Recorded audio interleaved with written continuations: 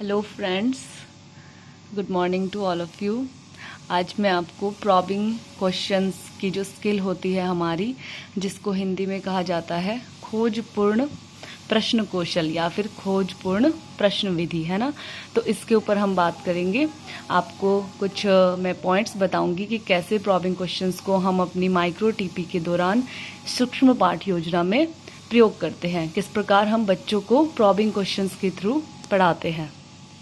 तो सबसे पहले मैं आपको observation schedule come rating scale for the skill of probing questions बताने जा रही हूँ, जिसमें आपको कंपोनेंट्स लिखने होते हैं कि आप कौन कौन से कंपोनेंट्स का यूज़ करते हैं। जैसे प्रॉम्प्टिंग टेक्निक, यानी कि आप बच्चों को क्या देंगे, हिंट देंगे। जो भी आप उनसे क्वेश्चंस करने वाले हैं, जो टॉपिक उन्होंने पहले पढ़ा होगा उसी के बारे में आप हिंट करेंगे, क्योंकि 5 से 6 मिनट के अंदर आपको आपकी जो ये माइक्रो टीपी होती है इसको आपको डिलीवर करना होता है। तो इसमें आप उनको हिंट देंगे, फिर उनसे कुछ क्वेश्चंस पूछेंगे, उनको इन्फॉर्मेशन देंगे जिसके रिगार्डिंग आप क्वेश्चंस पूछेंगे, है ना। बाद में आप इन कंपोनेंट्स का यूज़ करेंगे सारे अपने लेसन को डिलीवर करते हुए।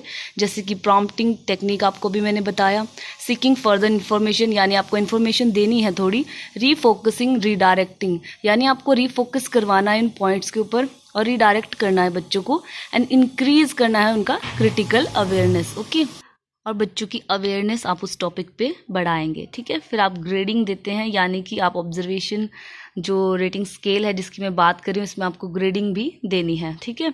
सो ग्रेडिंग में आप एवरेज, गुड, इसके अकॉर्डिंग देंगे जो आपने पॉइंट्स दिए हैं, यानी 0 to 6 तक जो आपने लिखी है ना रेटिंग स्केल। तो जैसे जैसे पॉइंट ज़्यादा जिसमें मिले होंगे वो आप ग्रेडिंग देंगे, ठीक है। 0 पे एक्सट्रीमली पुअर है, 1 पे वेरी पुअर है, फिर पुअर है, 3 पे एवरेज है, 4 पे गुड, 5 पे very good and 6 is excellent, ठीक है। तो फिर आप फीडबैक भी दे सकते हैं कि उन्होंने स्किल एक्वायर्ड की या फिर नहीं की। सो स्टूडेंट्स, ये हमारी सूक्ष्म पाठ योजना 5 से 6 मिनट की रहेगी, और हम ये यहाँ पे सबसे पहले छात्र अध्यापिका का नाम लिखते हैं, अनुक्रमांक लिखते हैं। वैसे मेरा ही लेसन प्लान है तो मैं यूनिवर्सिटी का अनुक्रमांक नहीं दिखा सकती, बाकी कक्षा, विषय, उपविषय आप लिखते हैं, ठीक है।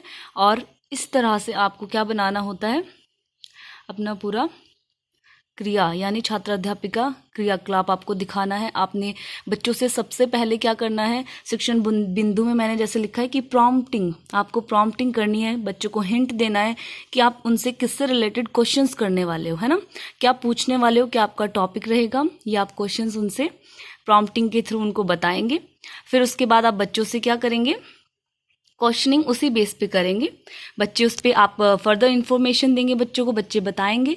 आफ्टर दैट आप क्या करोगे, रीडायरेक्टिंग करेंगे कि जो आप टॉपिक पढ़ा रहे हैं उसी को आप रीडायरेक्ट करेंगे कि हम ये टॉपिक पढ़ने वाले हैं। तो आपको विशेष शिक्षण बिंदु पे ध्यान देना है। इस प्रकार नेक्स्ट अगले पेज पे भी आप बच्चों से भेद पूछेंगे सर्वनाम के, क्योंकि ये टॉपिक उन्होंने पहले पढ़ा होगा, तो आप उसी से रिलेटेड क्वेश्चन कर सकते हैं।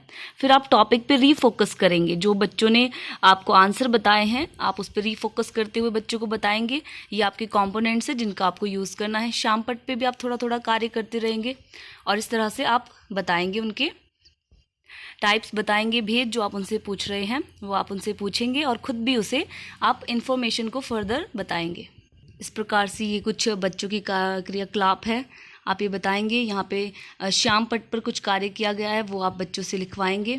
जैसे कि यहाँ पे बच्चा नेक्स्ट भेद बताएगा, आप उससे पूछेंगे तो वो बताएगा। आप उनको बिल्कुल शाबाश, बैठ जाओ ऐसे शब्दों के साथ संबोधित करेंगे। इसी प्रकार नेक्स्ट पेज पे भी आप ये लिख सकते हैं, प्रॉबिंग क्वेश्चन में आप बच्चों से ही क्वेश्चन कर रहे हैं अगले भेद का, कि जो भेद बच्चों ने आपको बताए हैं कि उनको इन भेदों, सर्वनाम के भेदों के नाम पता है, उसकी आप बच्चों से ही परिभाषा पूछ सकते हैं। अगर बच्चों को नहीं आ रही तो आप उनको फर्दर बता सकते हैं, रिडायरेक्ट कर सकते हैं, और इस तरह से आप 5 से 6 मिनट का सूक्ष्म पाठ योजना बना सकते हैं। धन्यवाद।